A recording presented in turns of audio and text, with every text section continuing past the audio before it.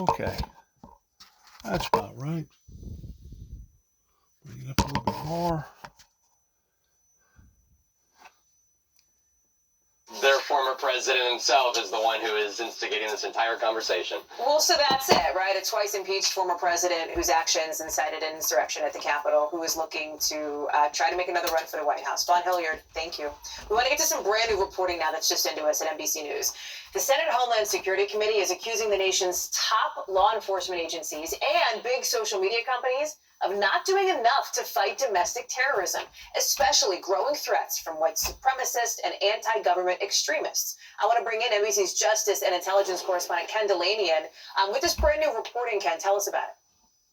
Well, Hallie, the first thing to note is this is essentially Democrats investigating Democrats. This is the majority of the Homeland Security Committee out with this huge report, 128-page report, criticizing agencies now run by the Biden administration.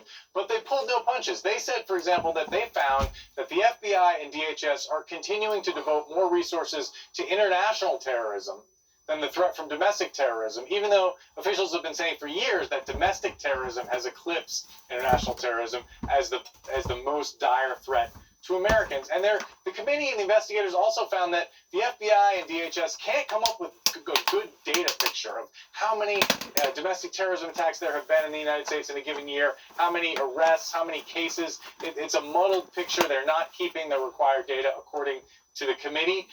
Now, the FBI obviously is in the midst of the biggest domestic terror investigation in its history and has done a lot of arrests in the Capitol riot case. But the committee found that before the Capitol riot, domestic terrorism arrests were actually declining by the FBI, even as the threat was metastasizing. Now, in terms of these big social media companies, Meta, TikTok, Twitter, YouTube, what the report found is that they have a business model that incentivizes extremist content. They said that these companies have failed to meaningfully address the growth of extremist content on their platforms. Now, the companies are pushing back and said, particularly in the case of Meta, they're saying, no, actually, extremist content is going down. But the committee really dug in deeply here and talked to some of these company executives, and they got the sense that the company's response is to take this content down after it's already spread, rather than taking action in terms of their algorithms to sort of tweak what is put in front of people. Because, you know, all these platforms encourage engagement. Well, what draws engagement? Often the more extreme content is what this committee is finding. And so, unfortunately, Hallie, they don't really have a great answer in terms of how the government could better regulate these social media companies. There's a huge First Amendment issue out there, and nobody's quite willing to say that the government needs to step in and demand action from these companies, Hallie. Ken Dilanian, thank you for that new reporting. Appreciate it. A curveball today now in that seditious conspiracy trial with members of the Oath Keepers. As testimonies were winding down and closing arguments were expected to start, one of the defendants made a surprise decision to take the stand in her own defense. Jessica Watkins, who founded a small militia group in Ohio. You see her there after she linked up with the Oath Keepers on January 6th. I want to get to NBC's Ryan Riley, who's posted up outside that courthouse here in D.C. Talk to us about what this means, not just for Watkins, but for the trial overall. Because, as we say, this was not something that I think prosecutors have been fully expecting. That's right, Hallie. Honestly, I expected to be here talking to you about potentially closing arguments this afternoon. That had been the schedule. The prosecution was going to take that up this afternoon, but at the last minute, Jessica Watkins decided that she was going to testify. And, you know, Jessica Watkins does have a compelling story. She's a trans woman who went through a lot of issues when she was a member of the U.S. military, when she was still not out. And I think that, you know, it was interesting to hear her perspective, but it was also interesting to hear she was willing to do what other defendants who took the stand, your Stuart Rhodes and another defendant, Thomas Caldwell, who both took the stand, were unwilling to do, which was sort of take some shots at herself. And she took the stand and said, you know, what she did was stupid. She talked about how she was really gullible. And in fact, at one point she said she wanted to apologize to officers who had to deal with her, quote, dumbass inside the Capitol. So she was really willing to give a little bit more, I think, to the jury than these other prior defendants were. Of course, I think essentially what she's trying to do is avoid that seditious conspiracy charge. That's the one that she really wants to dodge here. Because she essentially admitted I want to back up just a little bit in what they was talking a while ago pertaining to controlling Facebook and controlling other social media platforms. You know, if you've struck a chord with the government, when you have wound up on some sort of a watch list, which you know good and well probably over half of those people that was there that day is probably on some sort of a watch list now. I personally believe that they use security systems through Walmarts, other forms of security systems in post offices that's hooked up all over town. And they also interfere in privacy rights towards analyzing or dramatizing in a lot of incidences pertaining to social media platform. It's pretty obvious that they don't know what they're doing. But first of all, to me, it's almost as if they're trying to play God because they want to know what everybody is thinking. They want to know what everybody is talking about. They want to know what you're looking at. They want to know what you're looking up. They want to know all the other things that most people consider to be quite personal. And to think that we was promised 30 plus years ago that we was going to sacrifice a bit of our freedom and a bit of our privacy so that we could have security, and to think that we've been violated on one end and they didn't fulfill their obligations on the other, just absolutely is, it's asinizing to think that a group of people aren't, first of all, on top of their game pertaining to the politicians, and secondly, and law enforcement, and secondly, it's asinizing in thinking that they don't know that we know that they know what they're doing. Whenever Eric Snowden done what Eric Snowden done, he didn't do that just to basically make a big stink because he wanted to become a celebrity overnight. He jeopardized a really, really strong paying job. We're talking about over 6 figures a year that he was making. But of course, whenever he spilt the beans on the government, then all of a sudden the government looked upon to him like he was the boogeyman. Like he was the boogeyman. So they automatically put Eric Snowden on once more a watch list, even though he was one of the top-notch CIA, I guess you'd call it, not necessarily CIA, but intel pertaining to a computer whiz, knowing good and well that anybody at any given time can create a false account and pretend that they're somebody that they're not.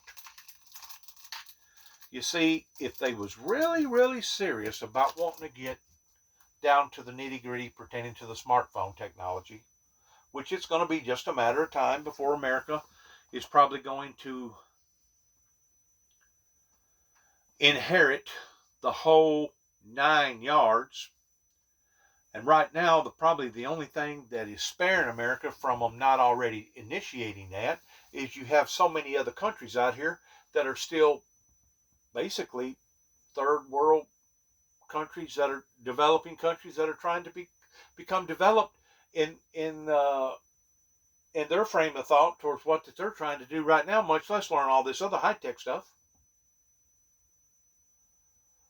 So by me saying that, if they was really, really serious about security, if they was really, really serious about making sure that the right person voted,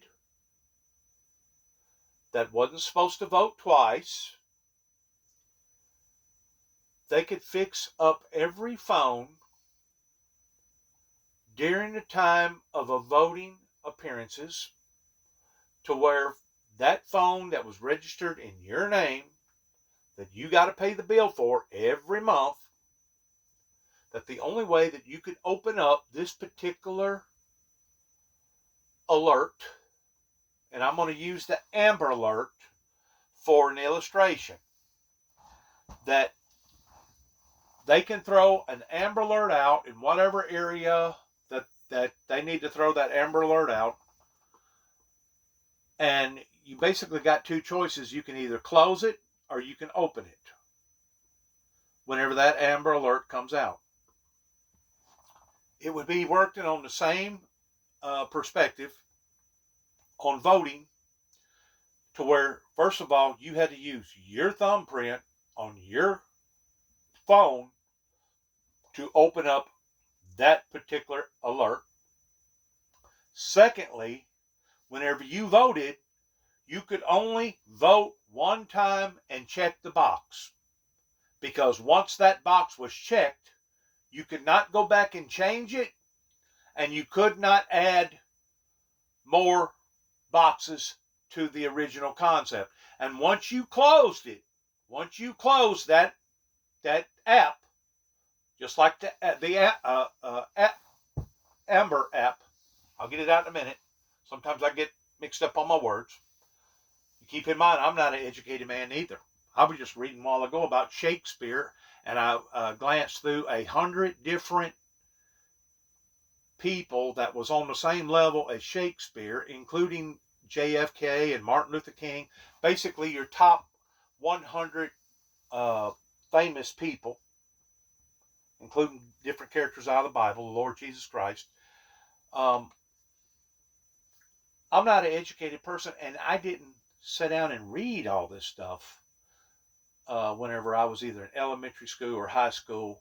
I didn't get I was a dropout. I didn't get my GED, and I for darn sure hadn't went to college. So for the past 5 years, my brain has turned into a sponge.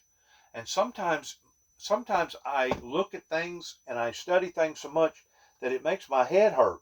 I didn't realize that you could look and study and study and study until it makes your head hurt. Well, I realize now what brain power is. But I am just like a child in a way, because I didn't get proper education. And all of a sudden, whenever these smartphones come out, all of a sudden, wow, it's like mind-blowing. I want to know about this. What about that? What about this? Well, how does this work? What is that over there? And who said this to that? And I mean, it's just 1,000 million zillion questions. Okay? But I am smart enough to know this. First of all, no government should treat their citizens as if that government is God. Knowing everything about that person, knowing about their health, knowing about their kinfolks, knowing about their likes or dislikes towards their genealogy, etc., etc., etc. No government should micromanage a citizen that way unless they have a real good reason to micromanage that person that way, or unless that person is coming out in the open and exposing themselves that way. But anyways, while I was looking through those 100 men, including Shakespeare, and I didn't realize that the English language was as mixed up the way that it was because of Shakespeare, because he was basically the one that wrote the English language. But I was thinking to myself, what would these same 100 men do if they had the same availability technology today as we do? How far would they have went in their speeches, in their poems, in their plays, in their physics, in their space and medical technology? How far would those 100 men go if they had the same tools that we have today? Like I said, whenever it comes to the government, first of all, they're not God. They shouldn't play the game of God. Nobody should have control over everybody's or one person's thoughts and knowing what they're doing, what they're looking up on their phone, what they ain't doing. To me, that is a violation of privacy from the get-go. Second of all this debating about all this voting stuff, it was the hanging chads that basically started all this stuff in 2000 whenever Al Gore, the Democrats, got beat, literally stolen. That election was stolen from the Democrats, and I think people know that, because if the truth be known, the activities that was going on in Florida with the hanging chads costed Al Gore the presidency, but the people in the state of Tennessee can't really complain about that because they themselves didn't even hold up Al Gore because they thought Al Gore was some sort of a lunatic about global warming. I think you've heard me say that before. Ain't no need of me harping on it. But I'm telling you, if they do a little more modification on these phones, they could have these phones. You know, I made mention just as of last night while I was over at somebody's house that eventually they're going to do away with the post office service because basically 2/3 of the mail that comes in my mailbox is nothing more than advertising junk mail. Advertising junk mail. And why don't you save the trees? How come you have to send out so much mail every day? That's basically the same thing. We already know about Walgreens. We already know about this and that and over here where this business is and that business is. Occasionally you may run a sale. Okay, well, why can't you throw it on Facebook or put it on some other social media platform in which that's what they're doing? But eventually, I personally believe that they'll do away with the post office as of a mail carrier that we have to deal with today because, first of all, it's dangerouser than I don't know what towards a mailman out in a rural area on a state road, and all of a sudden somebody pops over a hill and they're not familiar with the road, they're not familiar at the time of day towards a post office master going to be there, and the next thing you know, a post office master winds up getting in a bad accident, and you know good and well that they do. I mean, you can have all the yellow flashing lights on that you can have, but eventually the right formula at the right time, the right storm is going to happen to where somebody's going to wind up being injured. But secondly, towards saving the trees, and thirdly, pertaining to all the time, pertaining to the cost. Eventually, I really and truly believe that email will be our mail. And, you know, if you need a package delivered, regardless whether it's a phone, or you ordered something on Amazon, or you got something through Walmart, yeah, there'll be FedEx carriers and UPS carriers and other carriers out there that will basically bring bigger packages to you that they can't put on the phone. Some things you just can't do digitally, you know that. But eventually, that will be our lives that will evolve into that.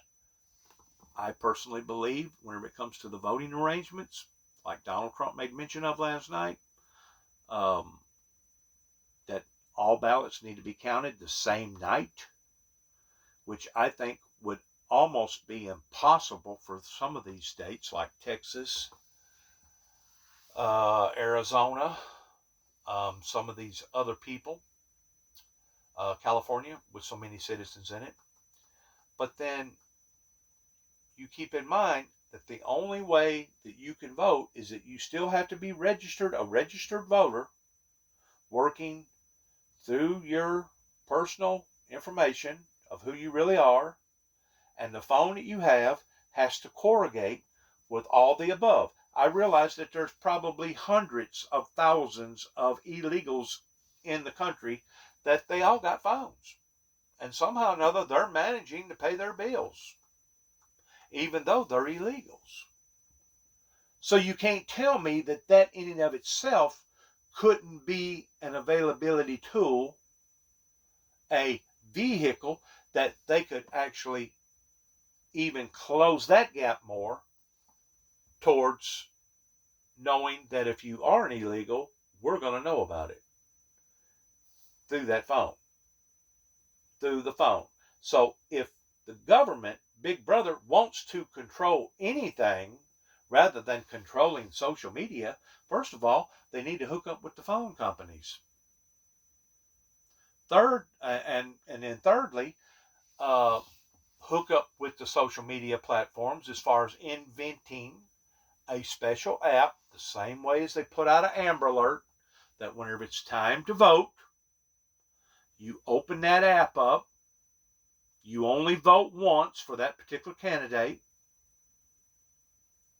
Once that candidate is voted on, the phone will automatically go to the next candidate, whatever state that you're in, regardless whether it's a local election, a state election, or a federal election. But I'm not smart enough to engage it and put it all out there. But I know that the technology is out there to the point that they could make these phones be one of the safest voting arrangements that the world can ever begin to work around. Because the problems with the voting isn't just here in America; it's all over the world. You got illegitimate people all over the world that will lie quicker to you than they'll tell you the truth. It's kind of like the illegitimate people with all the cash, regardless whether it's cash in one country or cash in this country. Currency is currency, and whenever it's hard currency, you can take that hard currency and use it to the degree that the government, regardless whether it's local, state, or federal, whatever country that you're in, is going to be beat out of that sale where one person takes an item and buys it from another person, that somehow or another you're going to have to start putting barcodes on everything to the degree that you can keep up with the objects.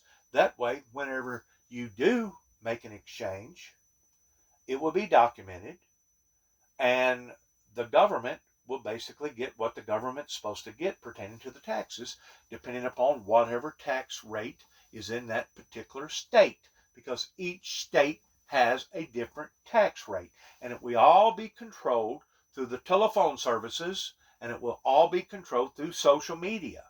Okay? Once more, I don't think the government should play God towards wanting to know everything about an individual's life, where they go, what restaurant they ate, when they left, where they went to somebody else's house, whenever they left, went to Walmart to pick up a couple items. If people want to volunteer and put out that kind of information about themselves, that's them. That's them. But as far as I'm concerned, that's an invasion of privacy that people should not have to endure just because of whatever government that they're living in or embarked upon. Complicated, and the people the president picks to the courts obviously make rulings, not just at the Supreme Court, but on the federal level below that affect your life. Your actual life, right? Especially if you care about stuff like gun reform, immigration, voting access, LGBTQ plus rights. NBC's Sal Kapoor is here with us. We asked him to post up at the big board to help us make sense of all this. Sal, you're calling this a low-key success for the Biden administration. So TLDR, what does Dem control of the Senate mean for the future of the judiciary? Hallie, it's one of the most important things the president does, and Joe Biden has had a lot of success over 2 years at rapidly appointing federal judges to the courts. Now that Democrats have clinched the Senate for another 2 years, he will get at least another 2 years to continue that project of reshaping the courts. Now, what kind of an impact has the president had on the courts so far? Let's start by looking at the composition of judges that he has appointed. 75% are women, 25% black, 17% Hispanic, 15% Asian Americans. Now, these are historic numbers, and I'll show you why. This is the current composition of the courts. The bright dots are female judges. The clear dots are male judges. 70% of the courts today are men. Now the racial ethnic composition, 78% of judges are white. Now there's a steep drop-off that you see to judges who are black, Hispanic, and Asian American. The White House's argument and the argument of their Democratic allies is that these numbers don't look like America, and they believe the federal courts should reflect the diversity of the country as a whole. Now, the numbers, keep your eyes on the red bars here. These are the apples to apples over the first 2 years of every president in the 21st century. Joe Biden outpacing his predecessors so far, outpacing George W. Bush, outpacing Barack Obama.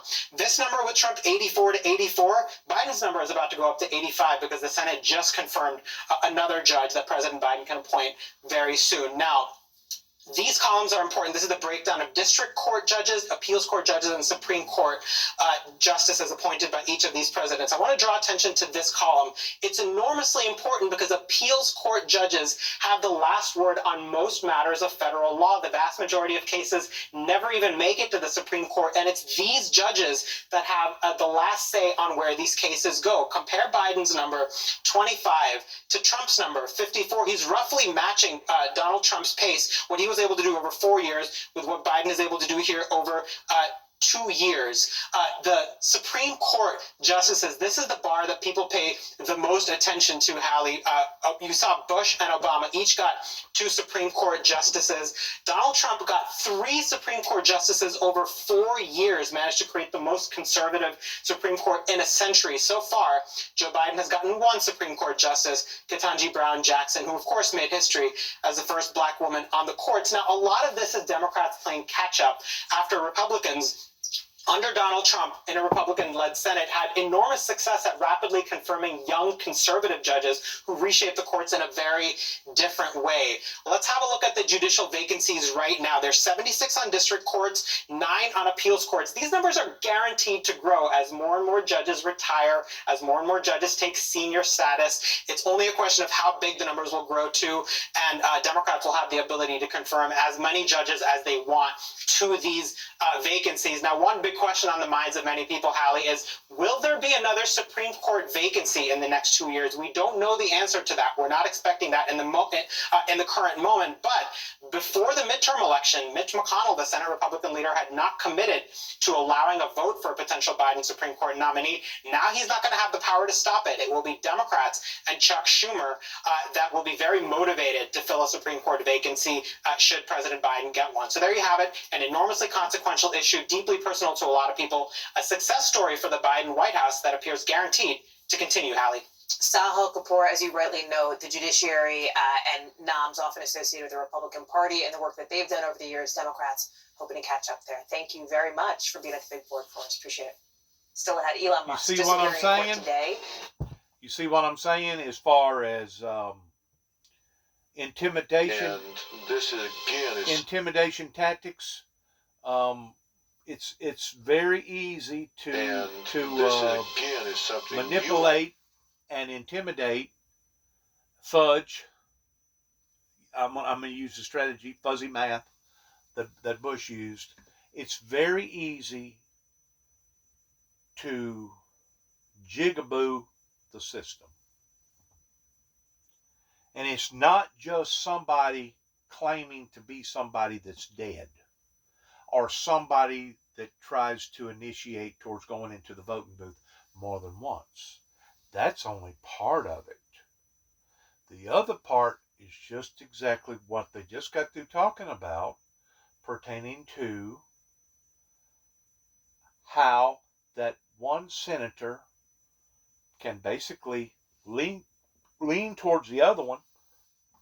And I don't know if you would call that rigging or what, but it's reached a point now that it's almost turned into kind of like a chess game in a way, towards who's gotten close and who can maneuver around whatever strategy that they're wanting to play. And what I'm talking about doing pertaining to the telephone would not be as easy to do that. And let's say you did do that, and if you did do that, there would be a history of you doing that. And because there was a history, you could possibly get caught and go to jail for doing that. It would be considered a crime. I don't know. I mean, whenever it comes to bartering, there's a certain degree of bartering that will never go away, no matter what kind of system that you got, no matter how many enterprises that you have established. You know, if somebody wants to trade 2 cats for a dog, or somebody wants to trade 10 chickens for a goat, those events are going to go on regardless whether we like it or not. And people are going to work out their own personal deals, regardless whether it's on paper or they try to document it in a digital form. There's always going to be that type of bartering to a certain degree. So there's going to be an X amount of money that's going to be lost because of that, regardless what currency is in power and what country that one may be in. But if they could get it down to a all digital system on every level, not just with our currency, but also with our voting, we would know, because there would be a track record of it. We would know, especially if somebody got suspicious. hey, let's look at your track record. Let's look at what you've done with your phone. And if there was some way or another that they went in there and jigabooed that phone, and I'm sure there'll be probably people that'll try to do it, they'll try to override the system, then it will show up on their phone. It will show up in what that they have tried to do. That's just a suggestion that I've thrown out there. Once more, I'm not an educated man. I didn't go to a lot of schooling because of various circumstances that went on in my life. Since the smartphone technology has come into play, even my son tells me, Dad, you can't believe everything that you read, and you can't believe everything that you see, because a lot of these algorithms, or whatever they call them, is basically either somebody's opinion, or it's from that particular college or university. And you could, like, let's say you wanted to look up some sort of a chemistry name pertaining to some sort of liquid, you could probably get as many as 10, 12, 20 different examples out of that particular subject matter, because chemistry is kind of still out there, and it hasn't been what you'd say modified or governed to that degree. Kind of like your oil industry, the way that they can drive prices up towards breaking people and ruining people's lives.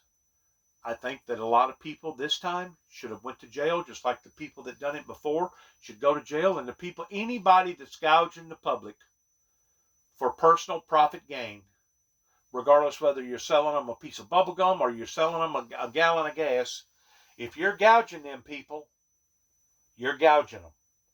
And gouging is taking advantage of the public, and taking advantage of the public should be penalized to the fullest extent of the law. That's my interpretation of any law in any country, that if you are violating their principles, violating their laws, then subsequently you got to pay the price pertaining to breaking that particular law. Kind of like getting out here driving. You know, if you get out here and drive wrong, you get a ticket. Well, not only do you get a ticket, but you get a mark on your record. And then as you get a mark on your record, it eventually comes back to your insurance company. And if you get the wrong kind of record, or too many of those records, usually you'll have a letter coming from the insurance company that will explain to you, you have moved up into a higher category, and because of it, you're going to have to start paying more money. You reward the people that do good, and you punish the people that do bad.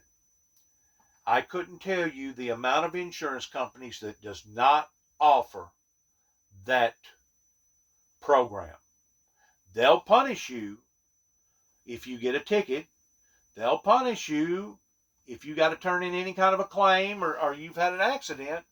But if you have driven to the T and you got a perfect record, no accidents, no tickets, there's very few insurance companies out there that reward their customer base. I think that should be changed. I think that all insurance companies, by law, should be just as prone of punishing people as they are rewarding people. That's fair game for any and everybody. And if you make a mistake, if you make a boo-boo, you got to pay for that mistake. But at the same time, if you got an immense record, a spotless record, you should be rewarded for having that record. That's the way I see it. I may be wrong about it, but that's the way I see it. Anyways, I thought I'd run that by you pertaining to the voting issues, pertaining to the illegitimacies with our voting systems, and now the illegitimacies with all this social media platform. Like I said, I have looked and studied and read and looked and studied and read so much in the past 5 years since I've got one of these things. Me and my brother got one at the same time. I think it was in 2015 for the first time that I got one of those telephones. Since then, I thought my brain was going to explode. But since then, I have learned so much more, and I'm still learning. Even to this day, I'm still learning in the things that are basically suggestions versus the facts. And I'm understanding that whenever you're communicating with somebody in texting, you got to keep in mind that there is a delay between them reading what you're wanting them to read, or vice versa, and then them texting, and then you, vice versa, have to read what they have read. So whenever you communicate by texting, there's going to be dead spots. In the process of the dead spots, you're going to have to figure out the time delay. Okay, it took her 12 minutes to write this long text. Since then, I've almost forgot about the other text that I read. So you're going to have to keep all that in your mind as you're communicating with somebody, only simply by texting. And I'm pretty sure a lot of these younger kids has caught on to that. But some people, it's really a big, big problem for, because they get confused. They get to thinking that somebody has said something that they didn't say, because they've misinterpreted what that person has said, because it didn't dawn on them, because they didn't put two and two together. There is some reconniving or remanufacturing on some of this stuff that needs to be looked at, but also we're going to have to be retrained if this is what the future holds, in how that we're going to communicate with each other, and how that we're going to live on this planet and wheel and deal with each other. We're going to have to do some major investment in the digital world, that I think all government should be involved in teaching their people and how to do that and what to do, without just throwing it at them. Here, there you go. Throw it in your lap. Figure it out yourself. It's like, wow, I can't even hardly read, and you're wanting me to become a telephone technician all of a sudden? You know, you hold it once, you hold it twice, you tap it once, you tap it twice. There's so many different playoffs on these phones. You open up this particular availability on the phone, and the phone responds this way. You don't open that up, it don't respond that way. I mean, there's just so much new territory to cover over pertaining to the smartphone technology. But if that's where the world is going to go, then the world needs to modify it. Businesses need to modify it. Governments need to modify it. And they don't need to just modify part of it or half of it. They need to modify all of it if they're going to do it, and do it proper and do it right, towards going to a cashless society that I've been told, I'm going to repeat it one more time, I have been told ever since I was knee-high to a grasshopper that that's where our governments are going. I hear the talk, but I don't really see the advancements. I know that, I think it was Bitcoin, it just got through having a major collapse, or some currency out there that did. I'm seeing all these hiccups, all these dead spots, that obviously somebody isn't modifying, that they need to modify. And whenever it comes to voting, I'm figuring out, whenever it comes to people being dishonest and manipulating the system, they're out there, a dime a dozen, just as favorable on one side as they are the other. What I'm talking about doing will eliminate 99.9% of all that. It's time that we got real with one another if we're going to fix the problems that we're all having to face off on. It's time that we got real in how that we're going to perform our services, what's to be expected out of us, what's to be expected out of the government, what we should and shouldn't do. If not, you're just talking about a Wild Wild West show, basically total anarchy that's going to continue to fester, and it'll only get worse and worse and worse, because once more Satan is the author of confusion, and he's got these humans down here running around chasing their own chattels like a dog chasing after its tail, and half of them are trying to multitask, or trying to do 3 or 4 or 5 different things at the same time, and some of them ain't capable of doing one thing at a time and doing it right. And you know what I'm telling you is the truth. That's one reason why the automobile body shop industry is doing so well right now, is because too many people's got too much on their minds, and they're trying to do too much at the same time. And if you don't watch, it can cause an overload. What's going to happen if you have an overload? You either sizzle down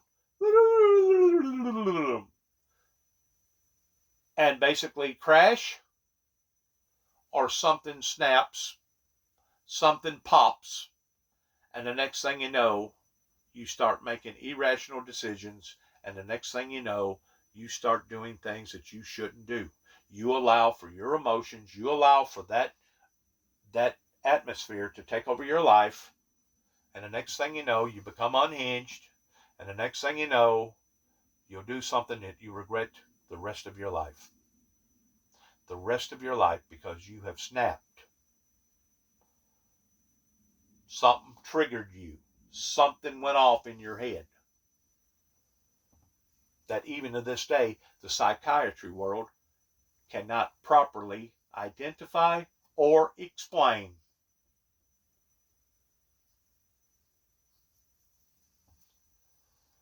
Good luck to all of us as we end this program by saying, God bless America, God bless our endeavors, God bless our troops that are supposed to be much more advanced in technology features, and heaven help us all, because we're living in very, very uncertain times right now that from one day to another could change just as quickly to the right as it does to the left. I've never seen this kind of instability in my entire life, and whenever it comes to controversy, I don't think that you will find any president, an American president, that has ever run for presidency, either the first or the second time, including Nixon, Ford, Carter, and all the above, and even going back into the Civil War era, maybe one pertaining to the only Southern president, but Donald J. Trump holds the title in controversial attitudes and in controversial subject matters, because people don't know what he's thinking, they don't know what he's doing, they don't know if he knows what he's doing, they don't know if he means it from the heart or if he's just a total whack job. A lot of people see Donald Trump now, because of what happened January the 6th, towards a traitor, towards him being a traitor. If anybody's got any kind of intelligence about him at all, that's probably the way that they're going to lean towards. But then again, you got people out there that can't think for themselves, and you got people out there that's basically just running wide open. And those are probably the people that Donald Trump is hoping to impress, is those that can't think for themselves. And I still say that it was the party, the whole party, the Republic Party, that allowed for him to get on board, knowing that he was going to be chaotic, and it was going to be just like putting a clown in a circus. That way, all these different issues that everybody was supposed to be concentrating on, they wasn't going to be concentrating on them, because they was going to be concentrating on Donald J. Trump and some of the activities that he was involved in. A diversion. A diversion that's only causing this government to go further backwards, and in the services of our government officials, not being effective towards doing what they have been hired and selected to do for we the people. Whenever you have a chaotic environment, you're going to have chaotic people. Whenever you have more of a settled environment, you're going to have more settled type people. That's the reason why I believe that the Bible talks about do all things in good measure, and do all things in order. And to me, a lot of these churches, and I'm not trying to downgrade them and I'm not trying to judge them, but to me, whenever you get involved in all this chaotic stuff, and I realize there's a difference between teaching and worship. You got music worship now, and music worship is probably just as inspiring to some people as it is the teaching worship, as far as teaching people or the preaching worship. But it's not supposed to be chaotic. Our government is not supposed to be run in a chaotic form. Our churches that we go and listen to the priest or the preacher or the minister or the clergyman or whatever word you want to use is not supposed to be chaotic. And whenever you go into some of these atmospheres that's chaotic, you know that this is not an atmosphere of God. This is an atmosphere of a demonic spirit, because the Bible says to try those spirits, because not all spirits are of God.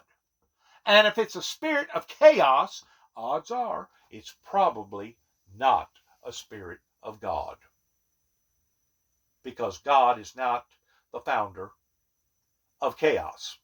It says very, very clearly that the devil is the author of confusion. He is the author of confusion. And if he can get 59 million zillion churches that's supposed to be worshiping the same person, because there was only one person, as far as I know, that rose from the dead.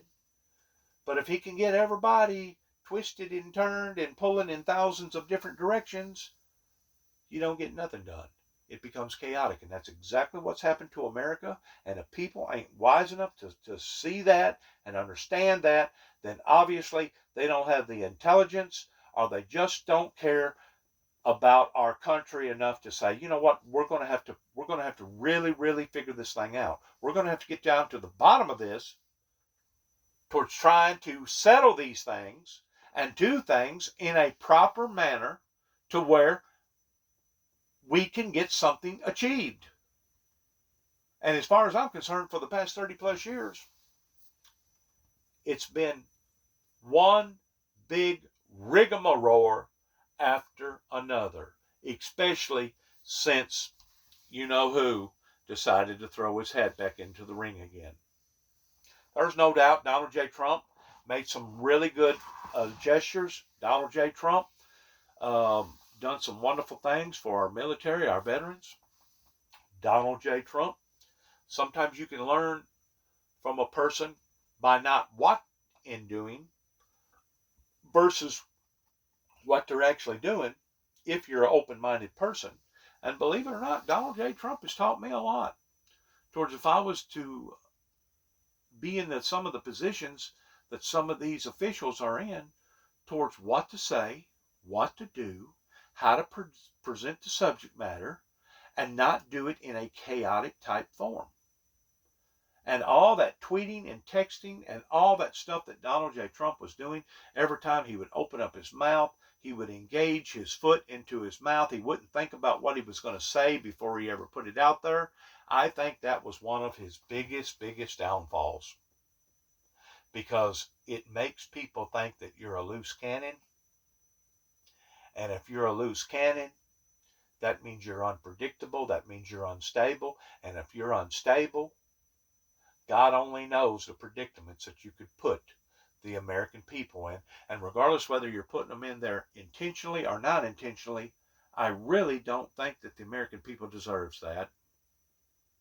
And to me, this is just my opinion. I think everybody has to respect everybody else's opinion. To me, with Donald Trump being one of the most controversial presidencies from A to Z, he don't deserve the title of being a United States president. He should be working for the mob somewhere. He should be in some sort of secret organization towards maybe some of the cartels down in Mexico or somewhere. They'd probably get a fancy out of him down there. Why? Because Donald Trump handles things in a very, very unpredictable way. That's as good a way, that's as applied a way that I can say it. Donald Trump does things in a very, very unpredictable way, and because of it, it creates chaos. Chaos creates controversy. Controversy creates anarchy. And right now, with our government being like it is, so topsy-turvy, $30 trillion in debt, et cetera, all the drugs, all the guns, all the illegal Mexicans coming over the border, all the other problems towards the trade issues and inflation and gas going up and the war over in Ukraine and et cetera. We don't need no more cooks in the kitchen. I continue to keep saying that. There's too many cooks in the kitchen. And whenever you get too many cooks in the kitchen, it becomes intolerable pertaining to the chaos. And then, whenever you're trying to juggle five balls, kind of like the juggler, you know, let's say you're jogging 4 balls. You're doing pretty good jogging them 4 balls. All of a sudden, you throw another ball in there. Boom, bam. You don't just mess up on 1 ball. You mess up on all the balls. Why? Because you just got overloaded. You just had a burnout. That's why. You're trying to do too many things at the same time. Once more, a leader is only as good as the cabinet members that he's got around him. A chain is only as strong as its weakest link. And if you're a good leader, you figure out what a person is good at. Well, if you're a singer, well, you need to be over here in this pile. Or if you're a writer, you need to be over here. If you're a good driver and you got good eyesight, well, maybe we'll put you to work over here.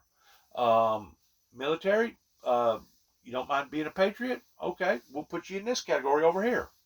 Politician, you got good ideals, you want to help the public, we'll put you over here. Preacher, you want to tell people about being saved, about the graces of God, you need to be put over here in this category. You put each person in their own strengths.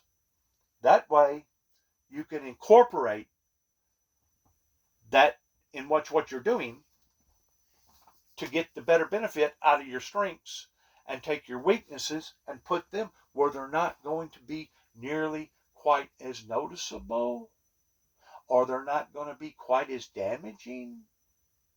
Once more, that chain is only as strong as the weakest link. And if you got a weak link in the White House, you got problems.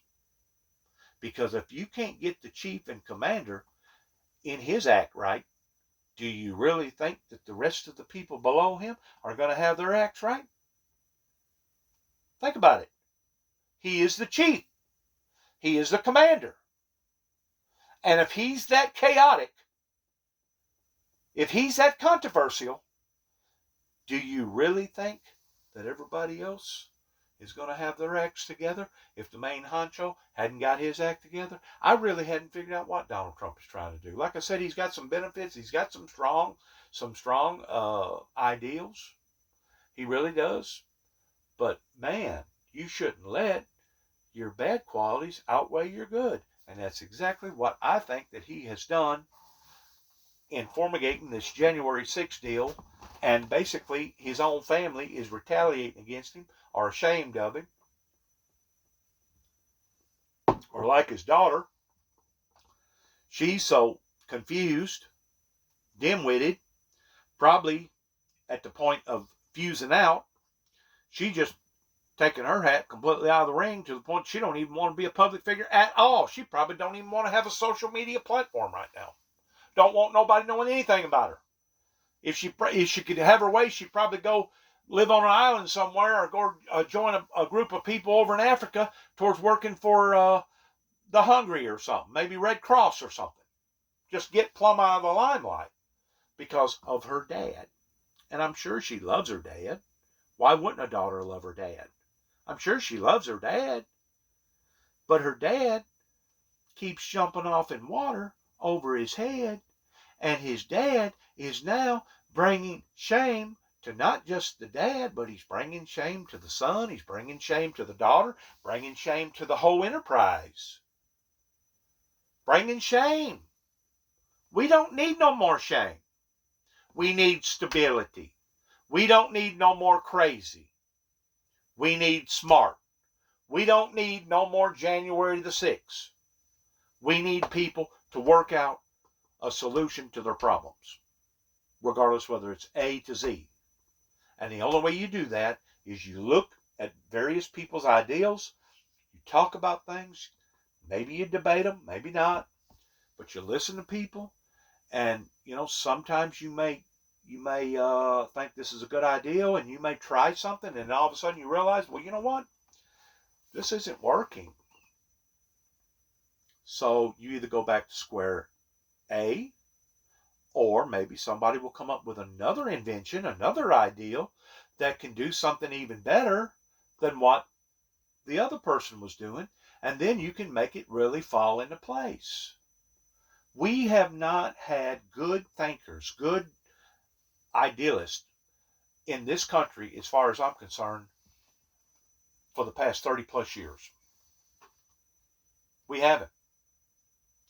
We've had chaos. I mean, even during the Republican Party of Bill Clinton, there was chaos. There was chaos with Bill Clinton. There was chaos with his wife. And I can just about say that in just about all of them, other than maybe Obama. I think Obama was pretty level-headed in his decisions towards how he talked to people and how he could communicate with people. And if you're not a good communicator, if you don't have the gift for gab, you don't need to be in the spotlight. And if you can't think in understanding your leadership qualities, pertaining to the things that I just talked about, well, then odds are you don't need to be in there anyway. Because you're going to make more of a mess than you are doing any good. And that's what we have seen again and again and again. And I don't know about the rest of the public, but I really think that we're tired of it. And I think that we deserve better than that. That's just my opinion. You can take that to the bank. You can flush it down the commode. You can look at it sideways. You can take it outside and burn it if you want to. But that's my opinion. That's my story. And I'm sticking to it. Thanks again for listening. God bless America. Heaven help us all. And shalom.